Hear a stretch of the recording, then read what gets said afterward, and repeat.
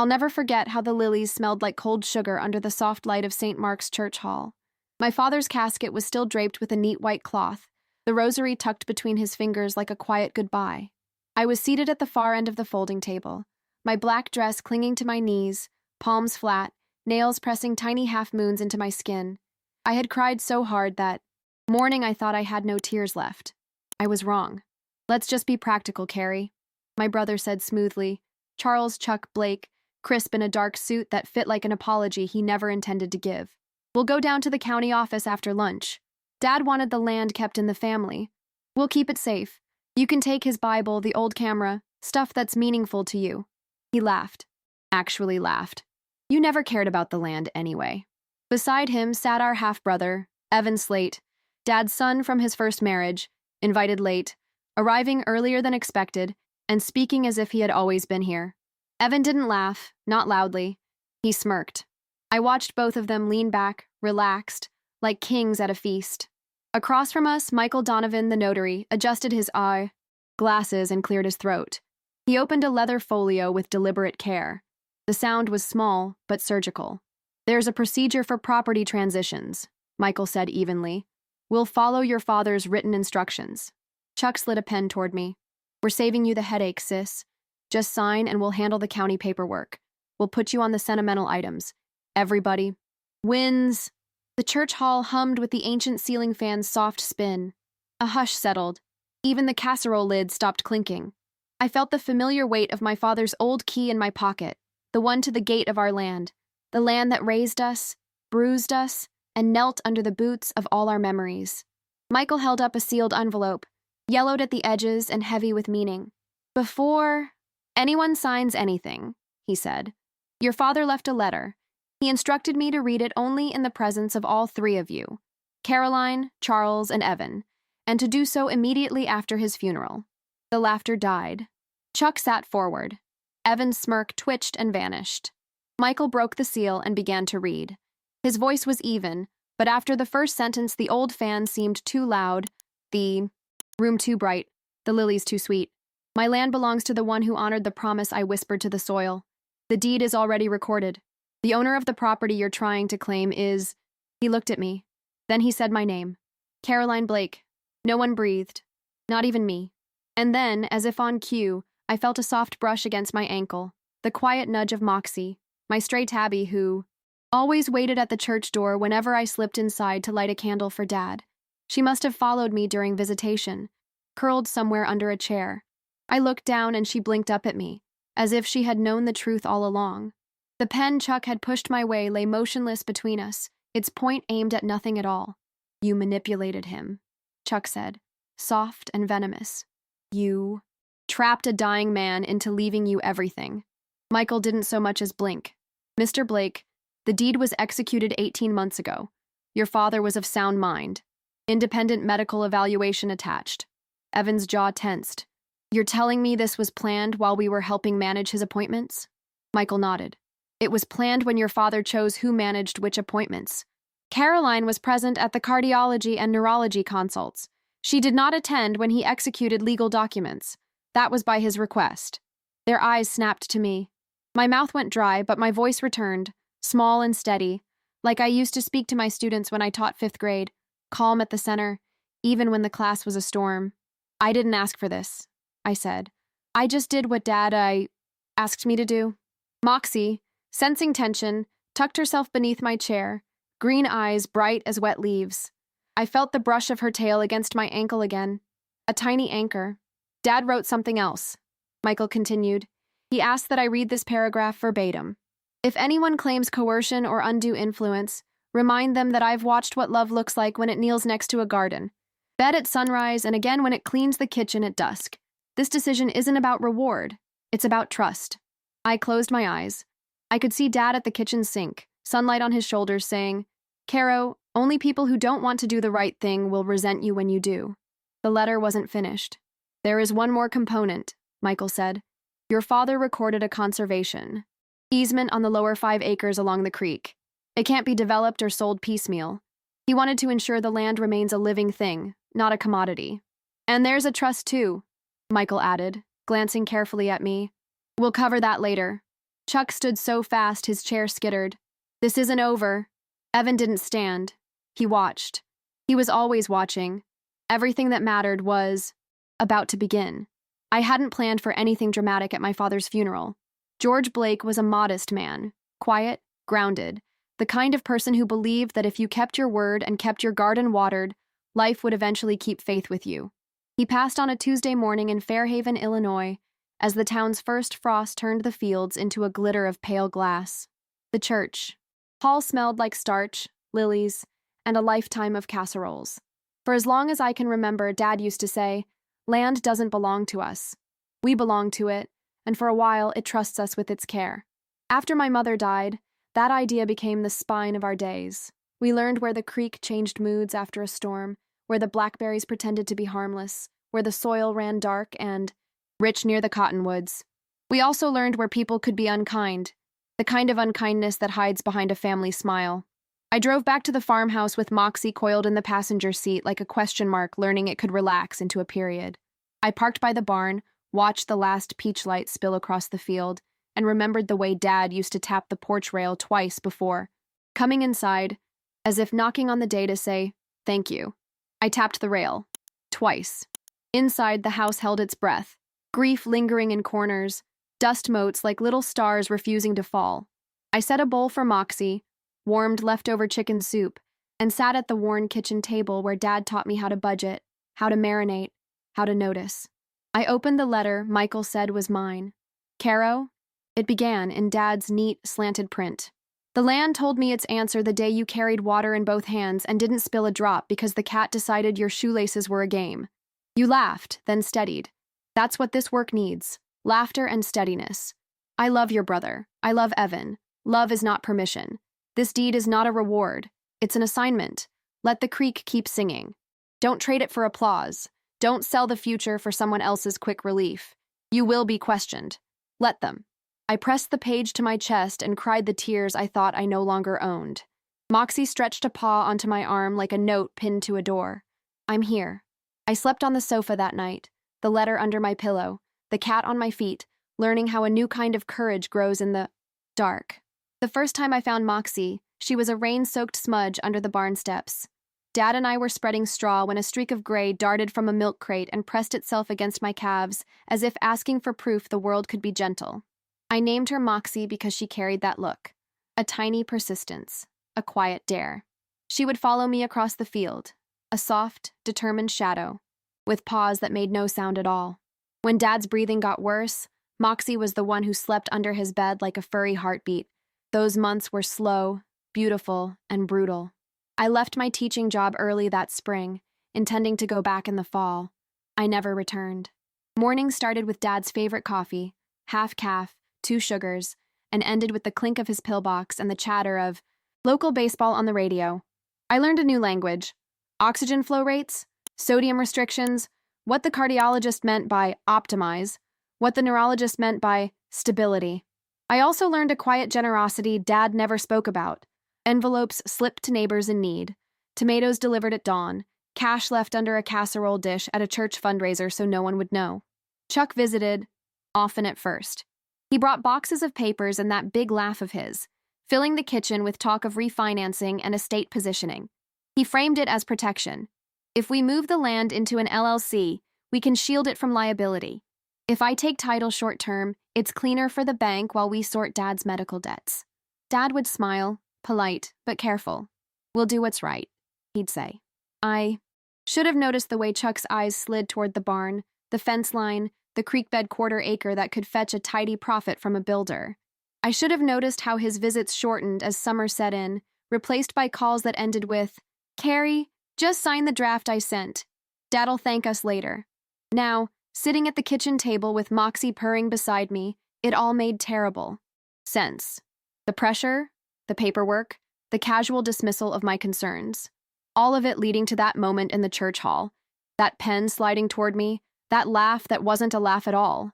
The phone rang, breaking my thoughts. It was Michael Donovan. "Caroline," he said, "we need to talk about what comes next. Are you free tomorrow?" "Yes," I said, feeling a strange calm settle over me. "I think I am." The next morning, I met Michael at his office. an old brick building on a Fairhaven side street where the maple trees leaned like eavesdropping neighbors. The conference room smelled like paper and faint lemon oil. On the wall hung a framed map of Will County boundaries with parcels outlined in tidy lines that had never met the wildness of real creek water. "Caroline," Michael said, gesturing to a chair, "your father was very specific about what happens next." He placed a manila folder on the table between us. "The deed is recorded. The conservation easement is in place. But there's more."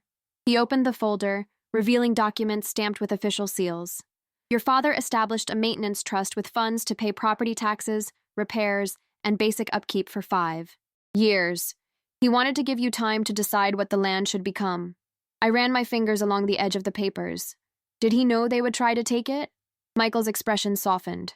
"He suspected it might be difficult. Your brother approached him several times about leveraging the property for loans. Evan had suggested subdividing the creek parcel for what he called quick capital. A day." Sick feeling settled in my stomach. While I was measuring medications and helping Dad to his appointments, my brothers had been measuring the value of his land, not in memories, but in dollars. "There's one more thing," Michael continued, sliding another envelope toward me. "Your father left instructions for a family meeting 1 week from today. All 3 of you are to attend, here in my office. He felt there were things that needed to be said, in a controlled environment." I looked out the window at the maple trees, their leaves just beginning to turn. "Will they come?" "They will if they want to know what's in their own letters," Michael replied. "Your father left each of you a separate letter to be opened only at that meeting." As I drove home, the sky turned the deep blue that only comes in early autumn when summer's heat has finally broken, but winter's chill hasn't yet taken hold. I stopped at the old general store on Main Street, where Mrs. Chen kept fresh produce in wooden crates out front. "Caroline," she called, waving me over. "I heard about your dad. He was a good man, the best customer, always asked about my grandson." I nodded, throat tight. "Thank you, Mrs. Chen." She pressed a bag of apples into my hands. "From my cousin's orchard. Your dad always got the first batch. This year they're for you." I started to reach for my wallet, but she shook her head firmly. No. George wouldn't let me charge him for the first apples either. Tradition now." Back at the farmhouse, I found Moxie waiting on the porch railing. She chirped when she saw me, then leapt down, to weave between my ankles as I climbed the steps. Inside, I placed the apples in the wooden bowl Dad had carved one winter when the snow kept us inside for days. The phone rang again. "Chuck. We need to talk," he said without greeting. "This whole thing is a mistake." Dad wasn't thinking clearly. "The medical evaluation says otherwise," I replied, keeping my voice even. "Look," his tone shifted. Softer, almost coaxing. "I know you did a lot for Dad at the end. I appreciate that. But this land has been in our family for generations. It should be managed properly by all of us." "There's a family meeting next week at Michael's office," I said. "Dad left letters for each of us." A pause. "Fine. But this isn't over, Carrie. Don't make this harder than it needs to be." After he hung up, I walked outside to the edge of the field where the land sloped gently toward the creek. The sunset painted everything in soft gold, turning the cottonwoods into fiery sentinels. I remembered Dad standing here, hands on his hips, teaching me the names of birds, of clouds, of soil types. "The land has a memory longer than any of us," he'd say. "It remembers who walked gently and who stomped hard." The last garden we planted together was late, a stubborn September patch of collard greens and marigolds. Dad stood with his hands on his hips and surveyed the rows like a general planning a peaceful war. "You keep the creek singing, Caro," he told me. "And don't let anyone put numbers where stories belong." Now I knelt and pressed my palms into the cool earth, feeling its quiet pulse. "I'll try," I whispered. "I promise I'll try." Moxie appeared beside me, paws silent on the dirt, eyes fixed on something invisible in the distance. She had a way of showing up exactly when the silence got too heavy, as if she could hear grief calling. That night, I sat at Dad's old desk and opened his ledger, the one where he tracked rainfall, planting dates, harvest yields. His handwriting filled page after page, steady as his heartbeat had once been. In the margins, he'd sketched small observations: a hawk circling, children sledding on the hill, the way frost made patterns on the barn window. I flipped to the last entry, dated just 3 weeks before he died. In his careful script, he'd written, "Told Michael today. It's done. The land will go to Caro. She's the only one who sees it as more then a commodity. The boys will be angry, but anger passes. Greed doesn't. I closed the book, feeling the weight of his trust like a mantle settling on my shoulders. The week crawled by. I spent the days cleaning the farmhouse, sorting through Dad's clothes, and walking the property boundaries like he had taught me to do each season. Know your borders, he'd say, but remember they're just human lines on something that belongs to itself. Every evening, Moxie and I would sit on the porch, watching the light change. I'd talk to her about Dad, about the farm, about the uncertain future stretching before us. She would listen with the solemn attention only cats can give, her tail curled neatly around her paws. On the day of the meeting, I woke before dawn. The air had that particular stillness that comes just before sunrise, when the world holds its breath, waiting. I dressed carefully in clothes that felt like armor, jeans, boots, and Dad's old flannel shirt over a simple blouse. Not to impress, but to remind myself whose daughter I was. I drove to town with Moxie in her carrier beside me. It seemed right that she should be there, this small, fierce creature who had witnessed so much of our family's quiet unraveling. Michael's office was warm against the morning chill. Chuck arrived first, taut and polished in a suit that probably cost more than Dad had spent on clothes in a decade. Evan came 10 minutes later, carrying a quiet fatigue like someone who couldn't decide which version of himself to be. I came last with Moxie in her carrier. No one objected. She blinked, like a little gray diplomat. Michael set a thin stack of envelopes on the table. Your father anticipated 2 possible outcomes, he said. Cooperation or conflict. Depending on which path you choose, certain information becomes relevant. He placed 1 envelope in front of each of us. Before we begin, Michael continued, I have your father's explicit permission to disclose the following if the situation required clarity. He slid a folder forward. Financial reports. Chuck exhaled laughter, short, sharp. Absolutely not. Michael didn't raise his voice. Mr. Blake, your father engaged a financial review with your consent 2 years ago when you asked him to co-sign a line of credit. He declined. These materials reflect what he learned then and what remained true 1 month ago. He turned. The folder open. My stomach sank even as a terrible puzzle clicked into place. Charles, Michael said, tone factual, not cruel. You're servicing multiple high-interest debts. You attempted to refinance using the farm as collateral. You applied indirect pressure to your father over the past year, emails and texts, about leveraging the property for liquidity events. Chuck's eyes flared. He didn't deny it. Michael's gaze shifted to Evan. Mr. Slate, you asked your father to buy out a stake in a small contracting venture. When he refused, you suggested subdividing the creek strip for jumpstart capital. Your requests intensified in the last 6 months. Evan closed his eyes. Michael continued, calm and devastating. Your father told me he would not let his children borrow against his grave, silence, thick, total. And, Michael said softer, George wanted you both to know he understood why you were anxious. He was not blind to your struggles. He left you each a letter. We opened them. Chuck's letter was short, firm, loving. You are not your debts. You are not your best suit. If you want to build something, build trust. I couldn't trust you with the deed. I can still trust you to decide who you want to become. Evan's letter was different. Longer, gentler, edged with sadness. I wanted to give you the creek because a boy deserves a place to take off his shoes and feel forgiven. I couldn't. You tried to use it as a ticket, not a sanctuary. Come back when you want sanctuary more than a ticket. My letter had a second page I hadn't seen. Caro, there's one more truth you'll need if they turn cruel. The maintenance trust isn't just for lumber and licenses. It includes a fund for the Blake Community Garden and Creek Walk, with the barn restored as a meeting hall. I registered a small 501c3 in your name. I left seed money and a pledge from the fair committee. The land will host potlucks and school visits, and yes, a corner for the strays you keep feeding. Fairhaven doesn't need another cul-de-sac. It needs a place to remember what grows. You'll be tempted to prove this to them. Don't.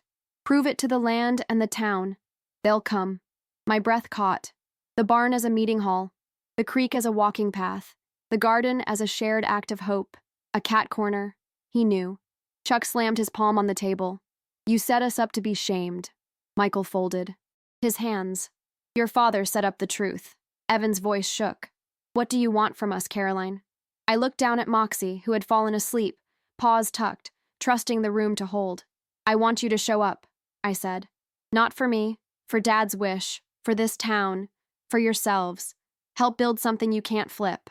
Chuck stared like I'd spoken a different language. Evan stared like he recognized a word he'd forgotten. "How?"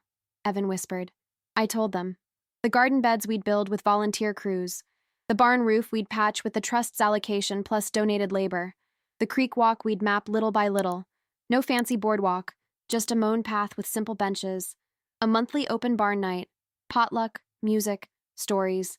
A corner of the barn set aside for a small rescue nook for stray cats. And lost dogs. Temporary beds, food, a signboard connecting animals with loving homes. Moxie's Corner, I thought, and smiled. "And what do we get?" Chuck demanded.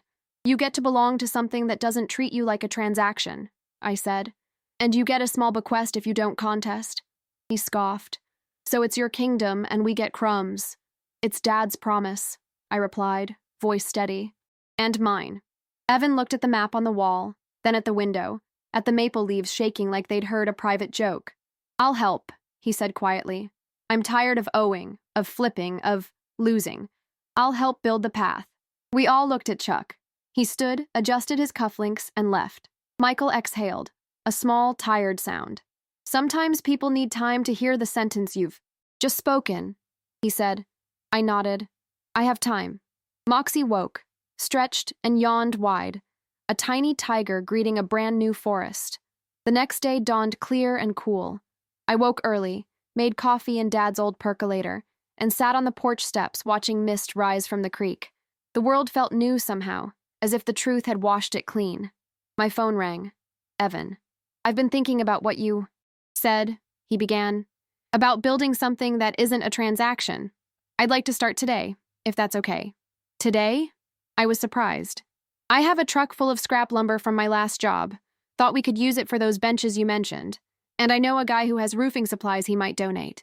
An hour later, Evan's truck rumbled up the drive.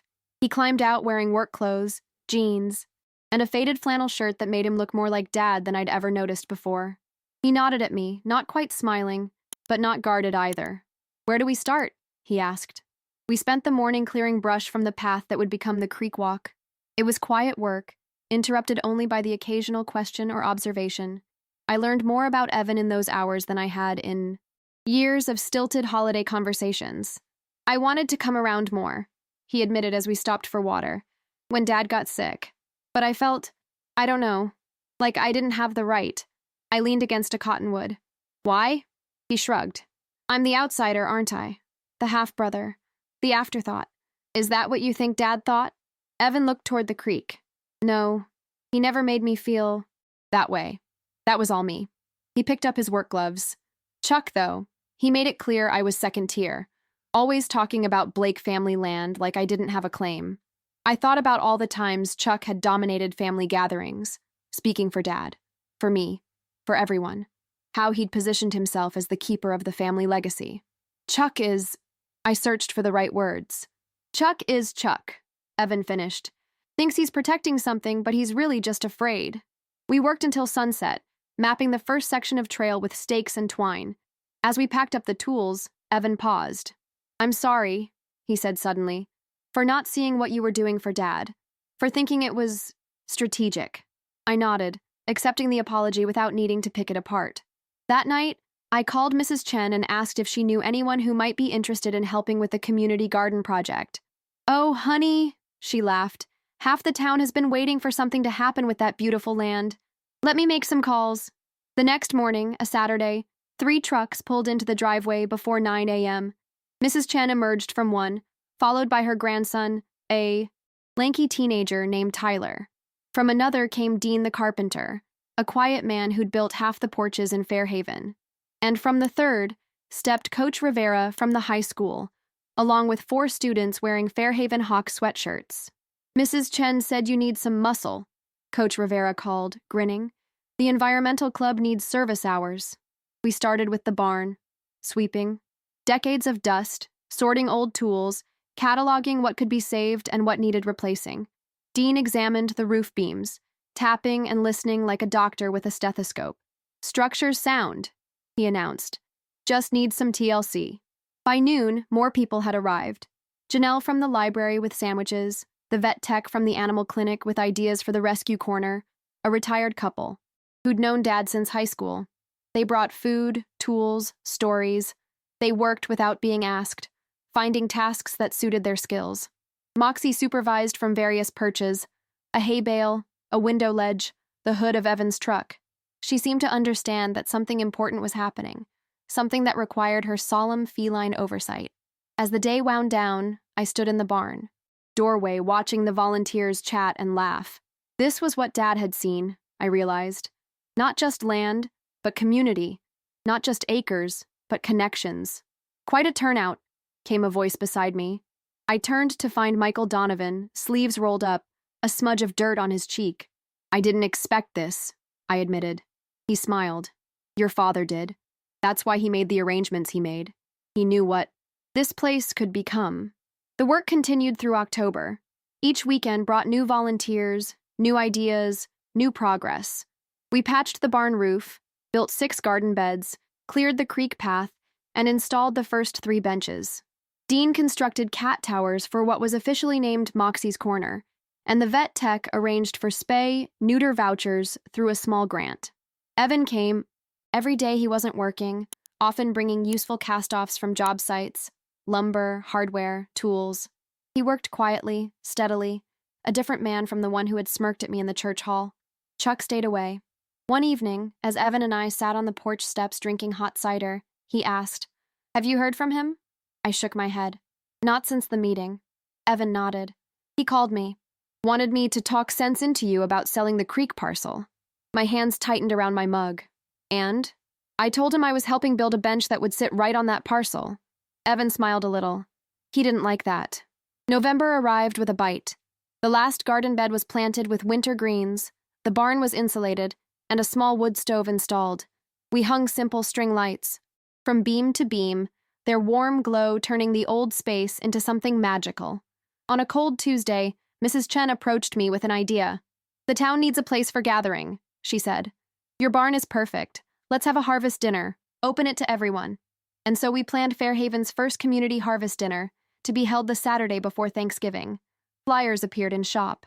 Windows, announcements were made at church services and school assemblies. People signed up to bring dishes, to play music, to help with setup. The morning of the dinner, I woke to the first snow, just a dusting, enough to make the world look new.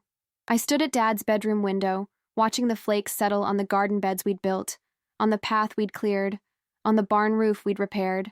"We did it, Dad," I whispered. "We kept the promise." The barn glowed like a paper lantern against the early darkness. Inside, tables were arranged in a horseshoe, covered with mismatched cloths and set with borrowed dishes. A small stage held 2 fiddlers and a guitar player, tuning up and laughing. The wood stove radiated heat and the scent of cinnamon and cloves from Mrs. Chen's mulled cider. People began arriving at 5, stamping snow from their boots and exclaiming over the transformation. They brought covered dishes, desserts, bottles of wine, jars of preserves. They hugged me, shared memories of Dad, asked questions about the garden plans for spring. Dean had built a special display for Moxie's Corner, photos of cats and dogs needing homes, information about the spay-neuter program, a small donation jar for supplies. Moxie herself held court from atop a cat tower, graciously accepting tributes of gentle pets and soft words. Michael arrived early, helping to arrange chairs and hang the last of the lights. "Your father would be proud," he said, surveying the buzzing room. This is exactly what he hoped for. By 6, the barn was full, nearly 60 people from Fairhaven and the II surrounding farms. Mrs. Chen's grandson Tyler had created a hand-painted sign that hung over the entrance. "Blake Creek Barn, everyone's welcome." I stood at the front of the room, heart pounding, to welcome everyone. My father believed that land doesn't belong to us. "We belong to it," I said, "and that for a while it trusts us with its care. I think the same is true of community. We don't own it.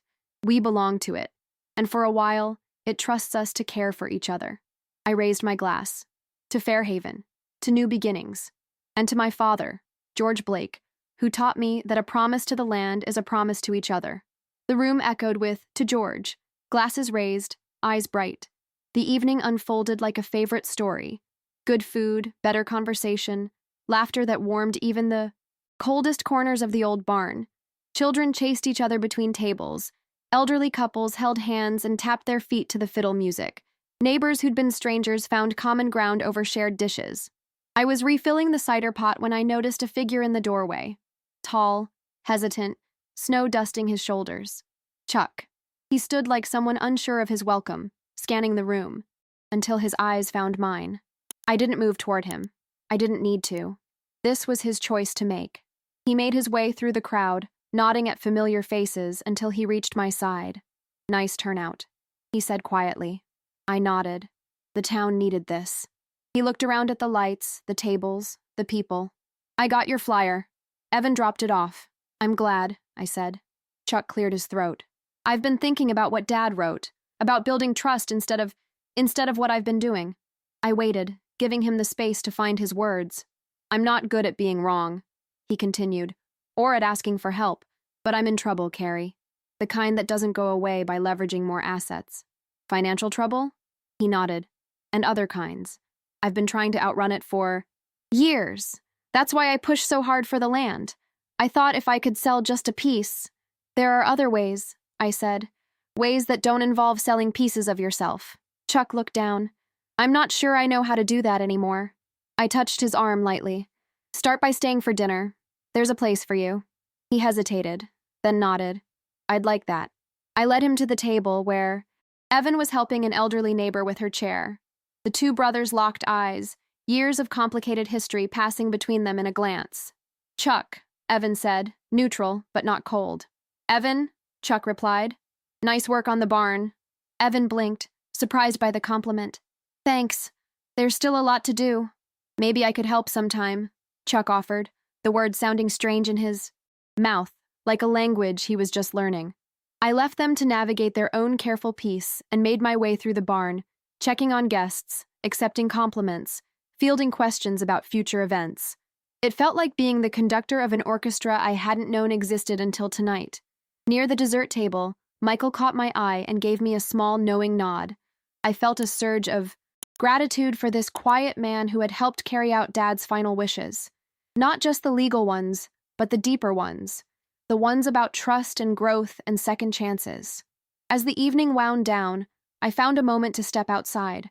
The snow had stopped, leaving a pristine blanket across the fields. The creek would be beautiful tomorrow, its banks outlined in white. I breathed in the cold air, feeling a sense of rightness settle into my bones. The door opened behind me, and Chuck stepped out, wrapping his scarf tighter. It's good, what you're doing here, he said. I was wrong to fight it. I turned to face him. It's not too late to be part of it. He looked out at the snow-covered land. I'm not sure I deserve that chance. It's not about deserving, I said, echoing Dad's words from long ago. It's about choosing. Every day we choose who we want to be. Chuck was quiet for a long moment. I want to be someone different than I've been, he finally said. I'm just not sure how to start. I thought about Dad, about his patience, his stubbornness, his belief in quiet redemption. You already have, I said. You showed up. Inside, the fiddles played a slow, sweet tune. The lights glowed warm against the winter night. And somewhere in the barn, a small gray cat kept watch over a new beginning. December transformed Fairhaven. Main Street sparkled with white lights, shop windows displayed miniature snow scenes, and the town square hosted a modest tree lighting ceremony that brought everyone out despite the cold. The farmhouse, too, changed with the season, smoke curling. From the chimney, wreaths on the doors, and a small tree in the living room corner that Moxie regarded with professional interest. After the harvest dinner, something shifted in our fractured family.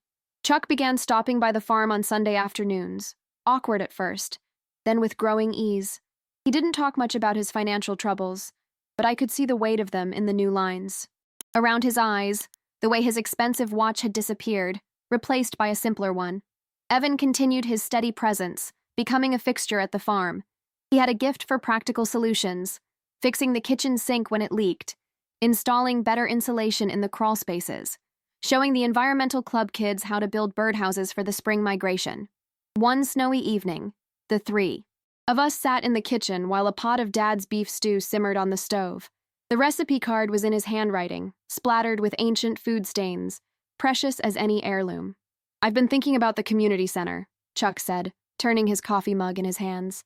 I might have some contacts who could help with fundraising for the spring programming. Evan and I exchanged a glance of surprise. That would be great, I said carefully. Chuck nodded. I'm meeting with a bankruptcy attorney next week, he added, the words coming out rushed, as if he needed to expel them quickly. Starting over, clean slate. Evan set down his mug. That takes guts. Chuck gave a short laugh. Or desperation. He looked up at us. I'm selling the condo, moving back to Fairhaven for a while. Where will you stay? I asked. He shrugged.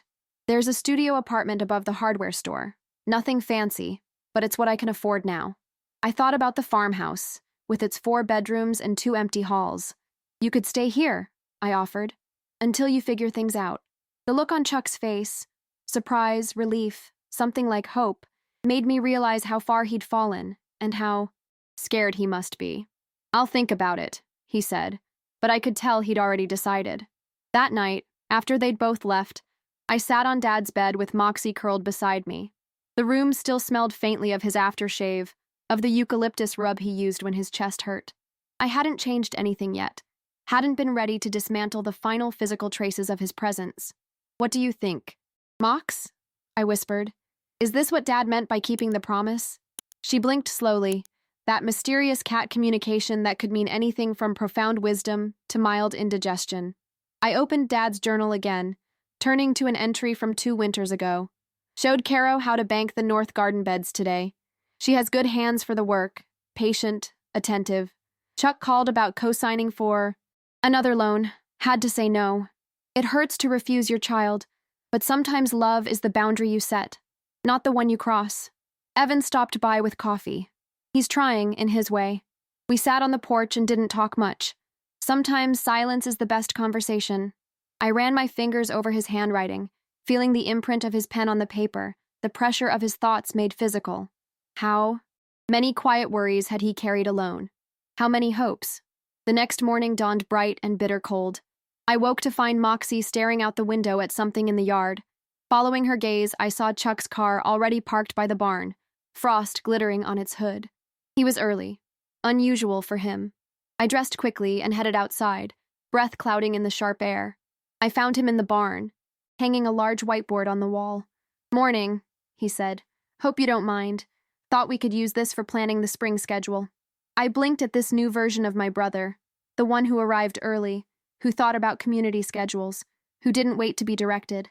It's perfect, I said. He stepped back, surveying his work. I've been thinking about Dad's vision for this place.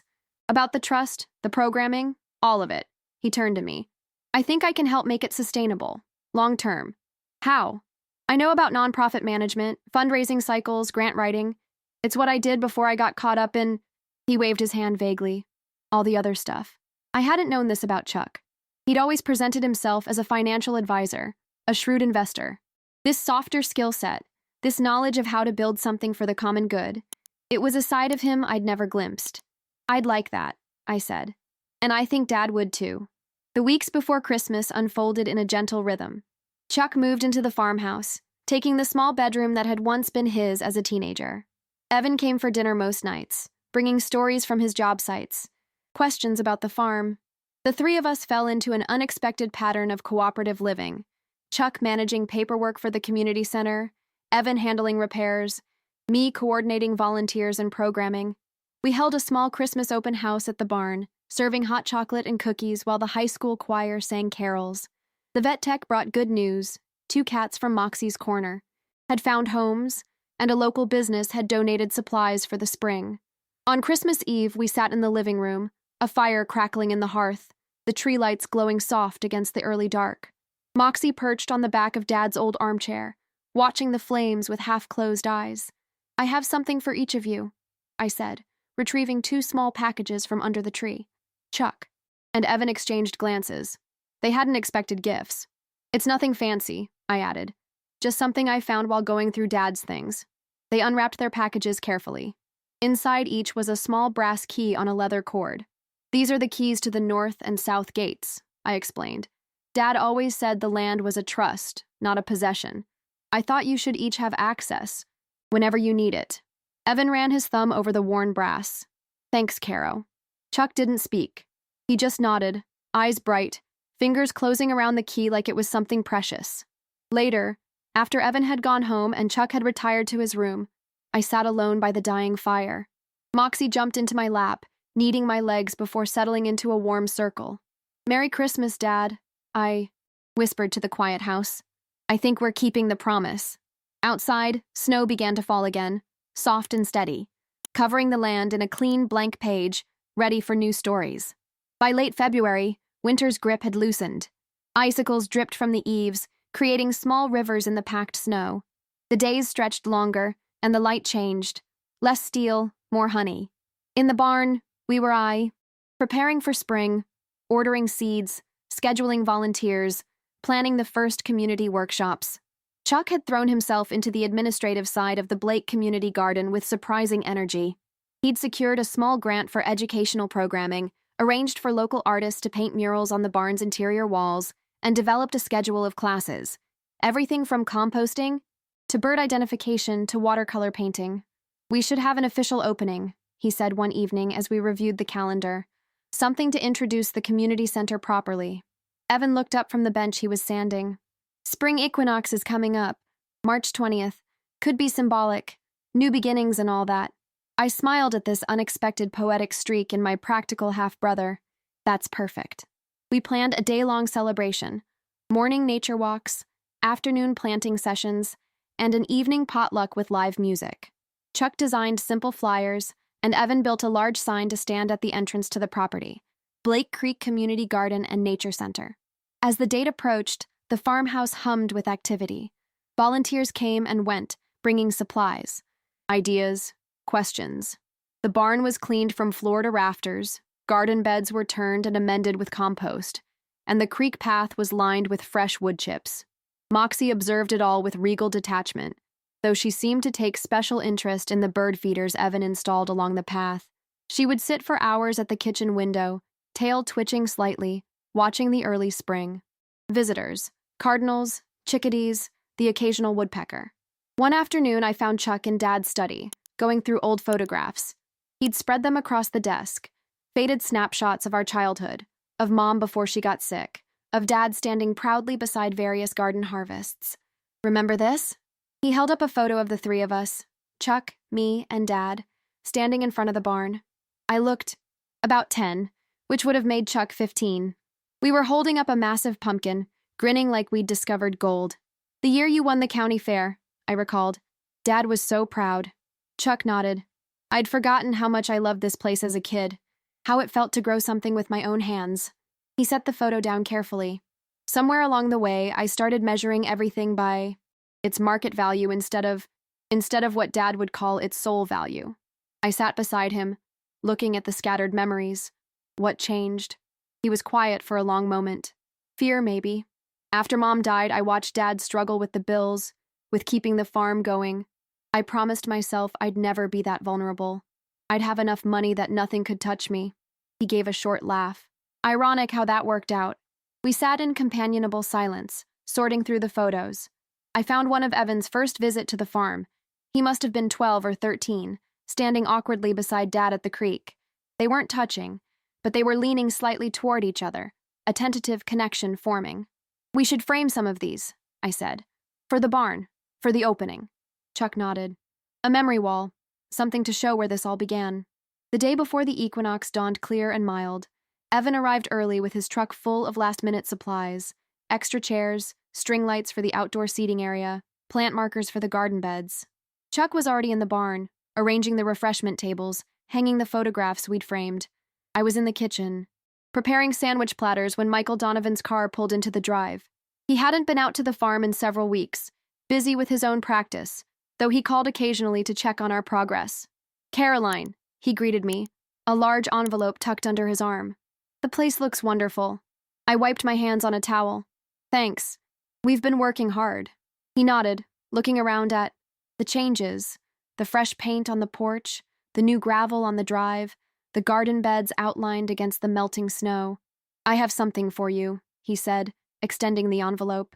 "Your father left instructions that I should deliver this once the community center was established." I took it, feeling its weight. What is it? Additional funds, Michael explained. George set aside money from the sale of some timberland years ago. He wanted it used specifically for the center's long-term sustainability, an endowment of sorts. My throat tightened. Even now, months after his death, Dad was still providing, still caring for the land. For us, for the community. There's something else, Michael added. He left letters for each of you, to be opened after the center's opening. I nodded, unable to speak. Michael smiled gently. He knew, Caroline. He knew you would honor his vision. That's why he trusted you with this land. Later, I shared the news with Chuck and Evan as we sat on the porch, watching the sunset paint the sky in shades of pink and gold. Moxie prowled the railing, tail high, surveying her domain. An endowment, Chuck murmured. Smart. Ensures the programming can continue regardless of annual fundraising fluctuations. Evan leaned back in his chair. And more letters. Dad sure liked to have the last word. We laughed, a shared moment of affection for our father's careful planning, his determination to guide us even from beyond. Do you think he knew? I asked softly. That we'd end up here? The three of us? Working together? Chuck looked out over the land now emerging from winter's cover, hints of green beginning to show through the melting snow. I think he hoped, he said. And sometimes hope is enough to start something in motion. The next day, the spring equinox, dawned clear and bright. By 9 o'clock, cars were lining the drive and spilling onto the road. People arrived carrying dish towels, garden gloves, musical instruments, children, dogs on leashes, plates of food. The town had turned out in force, eager to be part of this new beginning. Mrs. Chen supervised the food tables, arranging dishes with artistic precision. Dean the carpenter led tours of the barn, proudly showing off the renovations. Coach Rivera and the Environmental Club demonstrated how to plant seedlings in the newly prepared beds. Moxie's Corner was an instant hit, with children crowding around to meet the 3 new rescue cats. Dean had built special outdoor enclosures that allowed the cats to enjoy fresh air while staying safely contained. The vet tech handed out information on responsible pet ownership, and a sign-up sheet for volunteers quickly filled with names. In the midst of it all, I found a quiet moment to stand at the edge of the creek, watching the water flow clear and strong with the spring melt. I felt a presence beside me and turned to find Evan, hands in his pockets, gaze on the moving water. Dad used to bring me here, he said quietly. When I was a kid, just the two of us. He'd tell me stories about the fish, the birds, the trees. Made me feel like I belonged, even though I didn't live here. I hadn't known this private ritual between father and son. You did belong, I said. You do. Evan nodded, still watching the creek. I know that now. By July, the Blake Creek Community Garden and Nature Center had become the heart of Fairhaven. The barn hosted weekly events, everything from yoga classes to canning workshops to evening concerts. The garden beds flourished with vegetables, herbs, and flowers tended by volunteers of all ages. The creek path, now complete with identifying markers for native plants, had become a favorite walking spot for residents and visitors alike. Chuck had settled into his role as administrative director, managing the center's finances with careful precision. His bankruptcy was finalized in May, a painful process that nonetheless freed him from the crushing debt he'd accumulated. He'd found a part-time position with the county's Economic Development Office, work that utilized his financial knowledge without feeding the hunger for status that had driven him for so long. Evan had become the center's unofficial facilities manager, overseeing maintenance and improvements with quiet competence. He'd moved his contracting business to Fairhaven, focusing on sustainable building practices and restoration work. On weekends, he led workshops on basic home repairs, teaching community members skills that fostered self-reliance. And I had found my way back to teaching, not in a classroom, but through the land itself. I led nature walks for school groups, teaching children to identify birds by their calls, to read the stories written in animal tracks, to understand the delicate balance of the creek ecosystem. In the evenings, I wrote curriculum for environmental education programs, material that other community centers could adapt for their own use. Moxie had become the unofficial mascot of the center. Her image adorned the volunteer t-shirts, and children would ask for her by name when they arrived for programs.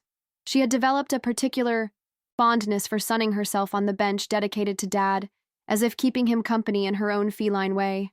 On a warm Saturday in mid-July, We held a community harvest dinner to celebrate the first major vegetable harvest from the garden. Tables were set up under the maple trees, strung with lights that would glow as evening fell. Bouquets of zinnias and sunflowers grown in the flower beds, maintained by the garden club, brightened each table. I was arranging name cards. We'd decided to mix up the seating to encourage new connections. When Michael Donovan arrived, carrying a familiar envelope. "I thought today might be the right time," he said, handing it to me. "The letters your father left, for the three of you to read after the center was established." I nodded, taking the envelope, with a mixture of anticipation and apprehension. Dad's words had guided us this far. What final wisdom did he have to share? As guests began to arrive, I found Chuck and Evan by the garden, discussing plans for a fall planting. "Michael brought the letters," I said quietly. "Dad's final ones." They exchanged glances, and we silently agreed to read them together after the dinner, when the guests had gone, and the night belonged to just us and the land. The harvest dinner was everything we'd hoped, joyful, abundant, alive with conversation and laughter. Mrs. Chen's grandson, Tyler, now a regular volunteer, had created a presentation about the center's first 6 months, showing before and after photos that drew appreciative murmurs from the crowd. Dean had built a small stage where local musicians played soft acoustic music as the sun began to set. I stood to offer a toast, looking out at the faces of our community, neighbors who had become friends, strangers who had become partners in this shared vision.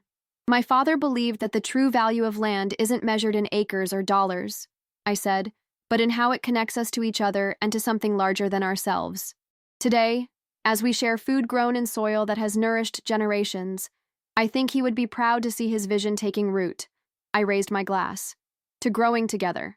"To growing together," the crowd echoed, glasses raised to the twilight sky. As the evening wound down and the last guests departed, Chuck, Evan, and I gathered on the porch of the farmhouse. Moxie joined us, settling on the awiya, railing with her usual dignity. The night was warm, filled with the sound of crickets and the occasional distant call of an owl. I opened the envelope and distributed the letters, each addressed in Dad's neat handwriting. We read in silence, the porch light casting a gentle glow over the pages. My letter began simply, "Caro, by the time you read this, the center will be alive with purpose. I always knew you would find a way to honor the land's request for care. What you may not have known is how much I learned from you, about patience, about seeing beauty in small things, about the courage it takes to stay when others leave. The deed was never a gift. It was a recognition of what was already yours, the ability to nurture without possessing." I looked up to see Chuck wiping his eyes, Evan staring intently at his letter. "What did yours say?" I asked softly. Chuck cleared his throat. He wrote that he was proud of me, that he always believed I would find my way back to what matters, once I stopped running from my fears. He folded the letter carefully. He knew I would lose everything before I found what I really needed. Evan nodded. Mine says something similar, that he watched me trying to belong by becoming what others wanted, instead of discovering what the land could teach me about my own nature. He looked up at us. He says he always considered me a Blake, regardless of my last name. That names are just words, but blood and soil speak deeper truths. We sat with these final messages, letting them settle into our hearts like seeds finding the right depth for growth. "There's one more thing," I said, pulling out a single sheet that had been enclosed with my letter. "A poem. Dad wrote it last spring when he knew he was running out of time." I read it aloud, voice steady despite the tightness in my throat. "What the land knows. The land knows patience, how to wait for rain, how to hold warmth through winter, how to forgive the plow's wound. The land knows generosity, how to feed more than what's planted, how to shelter creatures unnumbered, how to give without counting the cost. The land knows memory, how to hold the shape of footprints, how to carry the echo of laughter, how to remember those who loved it well. The land knows healing, how to cover scars with wild flowers, how to purify what was poisoned, how to make wholeness from fragments. This is what I leave you, not acres, but wisdom, not property, but perspective, not inheritance, but invitation. Listen, the soil is speaking. It has been waiting for you to remember what your bones have always known." When I finished, there was silence, broken only by the night sounds and the gentle creak of the porch swing where Chuck sat. "He knew exactly what we needed," Evan said finally. "Each of us." Chuck nodded. "He gave us time to find our way back." To each other. To this place. I thought about the year that had passed since Dad's death, the grief that had hollowed me out, the conflict that had threatened to divide us, the healing that had come, not in spite of those things, but because of them. How loss had cleared space for new growth, how betrayal had given way to redemption, how the land itself had held us through it all. Remember what he said at the funeral? I asked. In the letter Michael read, this decision isn't about reward, it's about trust. We all nodded, remembering that moment when everything changed. I think I understand now, Chuck said. He trusted you with the land because you trusted it first. You saw it as something alive, not just as, property. And he trusted all of us to find our way here, Evan added. Together. Moxie stretched and jumped down from the railing, padding over to sit between my feet, a silent guardian of this fragile piece we'd built. So what's next? Chuck asked. For the center? I smiled. Everything Dad hoped for, and things he never imagined. 1 year to the day after my father's funeral, I stood alone, at the edge of the creek, watching the early morning light turn the water to liquid gold.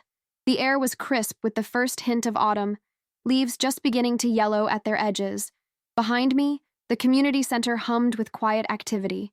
Chuck preparing for a board meeting, Evan checking the roof before winter set in. So much had changed in a year. The contested inheritance that had threatened to divide us had instead become the foundation for something none of us could have imagined that day in the church hall. A thriving community space, a family reconciled, a promise kept. I heard soft footsteps on the path and turned to see Michael Donovan approaching, hands in his pockets, face thoughtful in the morning light. I thought I might find you here, he said. Anniversaries have a way of pulling us to significant places. I nodded. I've been thinking about that day, about how differently things could have gone. Michael smiled gently. Your father had faith in the path he chose. In you. We walked slowly along the creek, passing the bench dedicated to Dad, where someone had placed a small bunch of late-blooming marigolds. I have something for you, Michael said, reaching into his jacket pocket. Your father left it with specific instructions that I should give it to you 1 year after his passing, regardless of how things turned out with the center. He handed me a small, worn envelope, my name written in Dad's familiar hand. I'll leave you to read it, he said, squeezing my shoulder before turning back toward the barn. I sat on Dad's bench, Moxie, appearing as if summoned, jumping up beside me with her usual quiet grace. The envelope was thin, containing just a single sheet of paper, not a letter this time, but a deed. It was for the adjacent property, 20 acres that bordered our land to the north, owned for decades by a family that had moved away years ago. Dad had purchased it 6 months before his death, held it in a separate trust, with instructions that it should transfer to the Blake Community Center Foundation on the first anniversary of his passing. Attached was a brief note. Caro. Some dreams need room to grow. This land has been waiting for the right stewards. Now it has found them. The creek sings through this parcel too. Listen to what it's telling you. Love, Dad. I sat there stunned as the implications sank in. 20 more acres, room for expanded gardens, nature trails, perhaps the educational building Chuck had been dreaming about, the wildlife sanctuary Evan had sketched in quiet evenings. Moxie butted her head against my arm, demanding attention. I stroked her soft fur, thinking about how she had appeared in my life just when I needed an anchor, a small, silent reminder that care goes both ways, that what we nurture nurtures us in return. Later that morning, I gathered Chuck and Evan in the barn office to share Dad's final surprise. Their reactions mirrored my own. Disbelief, then understanding, then a kind of quiet awe at our father's foresight. He was always thinking 3 steps ahead, Chuck said, examining the property map, planning for a future he knew he wouldn't see. Evan traced the creek's path where it wound through both properties. It's perfect for the education center. The rise there would give a view of the whole valley. I watched them. My brothers, once strangers to each other, now partners in a shared vision, and felt a sense of completion, as if a circle had been drawn around all our separate stories. That evening, we held a small ceremony at the center, not advertised, just for those who had been part of the journey from the beginning. Mrs. Chen brought her famous apple cake. Dean came with his wife and new baby. The vet tech arrived with news that the last of the summer rescue cats had found a home.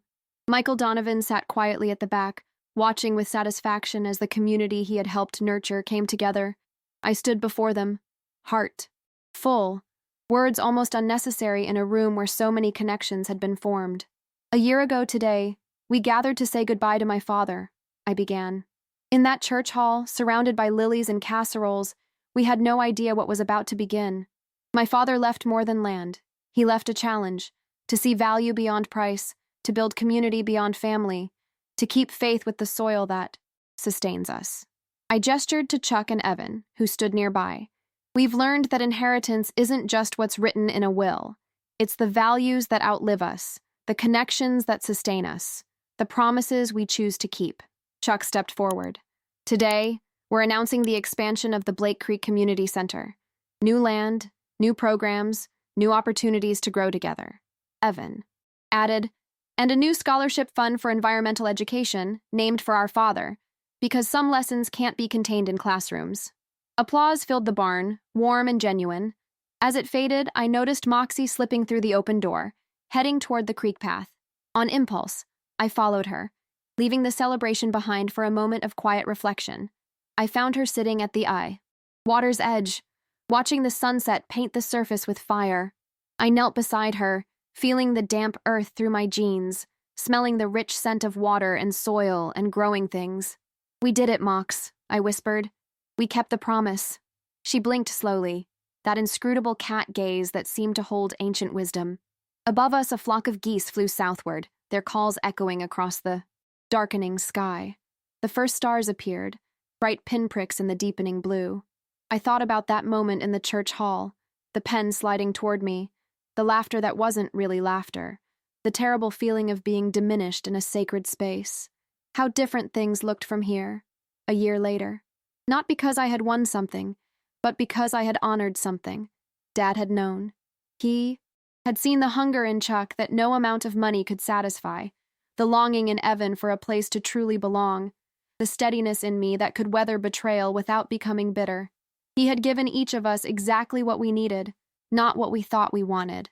As darkness fell completely, I made my way back to the barn, where light spilled from the windows and music played softly. Inside, the community we had built celebrated not just new land, but new connections, new purpose, new life. Chuck met me at the door, a rare smile softening his face. "Everything okay?" I nodded. "Just saying thank you." He understood without asking to whom. He would be proud, Caro, of all of this, of you. Evan joined us, the three of us standing together in the doorway, looking out at the land that had shaped us, challenged us, healed us. "What Dad wrote in that poem," Evan said quietly. "Not inheritance, but invitation. I think about that a lot." "Me too," Chuck agreed. "All those years I spent wanting to own this place, and it turns out what I really needed was to belong to it." I thought about the words Dad had written to me, words I had come to understand more deeply with each passing season. The deed was never a gift. It was a recognition of what was already yours, the ability to nurture without possessing. In the end, that was the real inheritance. Not the land itself, but the wisdom to care for it. Not ownership, but stewardship. Not control, but connection. Later that night, after the guests had gone and the barn was quiet, I sat on the porch steps of the farmhouse. Moxie curled in my lap. The moon rose over the fields, turning the land to silver. In that light, I could almost see the shape of all the seasons to come. The winters of rest, the springs of renewal, the summers of abundance, the autumns of harvest. An endless cycle of growth and giving, of loss and finding, of dying and becoming. "When people laugh at you inside sacred rooms," Dad had written, "let the land answer for you." And it had answered, not with words, but with wildflowers along the creek bank, with vegetables harvested by children's eager hands, with music in the renovated barn, with new friendships formed over shared meals, with healing that came like water finding its path, steady and persistent and true. I stroked Moxie's soft fur, feeling her purr vibrate against my fingers. Tomorrow would bring new challenges, new visitors, new work to be done. But tonight, under this moon, on this land, I knew with certainty what Dad had known all along, that some promises, once kept, keep giving in return. "The truth always appears," I whispered to the night, "and sometimes it looks like love."